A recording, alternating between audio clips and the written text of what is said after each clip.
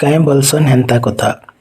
ହଏ ଆଜ୍ଞା, ଏ ଦୁର୍ନୀତି ଦୁର୍ନୀତି ବୋଲି ସଂସାର ସାରା ଢିପ୍ ଢିପି ବାଜୁଛେ ଯେ ଏ ଦୁର୍ନୀତି କରୁଛେ କିଏ ଆର୍ ଇତାକେ ଛାଡ଼ୁଛେ କିଏ?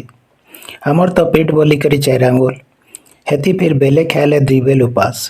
ବେଲେ ବୋଇଲେ ବି ହେଟା ଜଙ୍ଗଲି କନ୍ଦା ଛତି ତେନ୍ତେ ଲାଠି କି ଆମ୍ କୁଇଲି ଥି ସରସର ପରେ ଶୁଆ ଗୁଞ୍ଜି କୁଦୋ ମଡ଼ିଆ ବି ଆମର କପାଲେ ଜୁଟି ନାଇଁ ପାରବାର। ହେତି ଆମେ ଫିର୍ ଦୁର୍ନୀତି କାଣା କରମୁ? ହଁ, ବାକି ଏଟା ସଦ୍ ଏ ଯେ ଆମେ ଯାହାକେ ସିଆନ ସୁଜନ ବୋଲିକରି ପେଟ ଦେଖାଲୁ ହେ ଶ୍ୱଶୁରେ ଘତ ଖୋଜିକରି ଆମର ମୁଢ଼େ ଅଠା ଲେପଲେ। ନାଇଁ ହେଲେ ଖାଲି ଯୋଜନା ଯୋଜନା ଥି ଫାଇଲ ପାଟି ହେଇଗଲାନ ଆର୍ ଆମର ଉନ୍ନତି ନାଇଁ ହେତା। ଦେଖୁନ୍ ଯେ କେଜି ଚାଉଳ ଠାନୁ ରୋଡ଼ର ଡାବର କେ ବି ତାକୁ ନାଇଁ ଅଟଲା, ହେତି ଦୁର୍ନୀତି ହେବା। ଆଚ୍ଛା କାଣା ନାଇଁ ଦେଲେଇ ଏତାକୁ କହୁନ୍ ତ?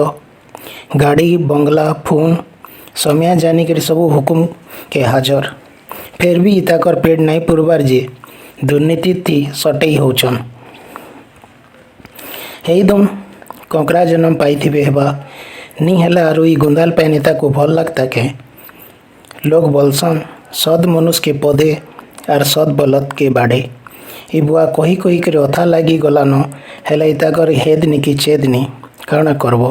ଗୁମଲେ ତ ପାରବ। ସତେ ଯେନ୍ତା ଦୁର୍ନୀତି ନି ହେଲେ ଚଲି ନାଇଁ ହୁଏ ଇ ସଂସାରେ। ହେଦିନେ କଥା ପଡ଼ଲା ଯେ ଗନ୍ତିଆ ଦଦା କହୁଥିଲା, ଏ ପିଲେ ଏତାକୁ କହିକରି କିଛି ଲାଭ ନାଇଁ ନ ବୋ।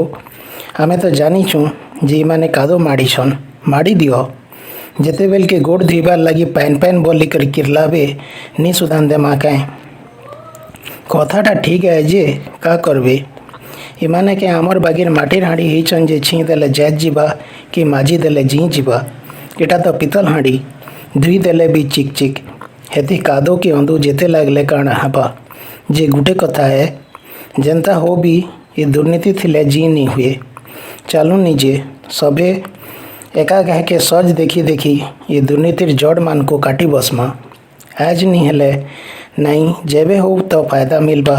କେ କାଁ ବୋଲୁଛନ୍ କହୁନ୍? ଠିକ୍ ଅଛେ, ଆଜ ଏତ୍କି।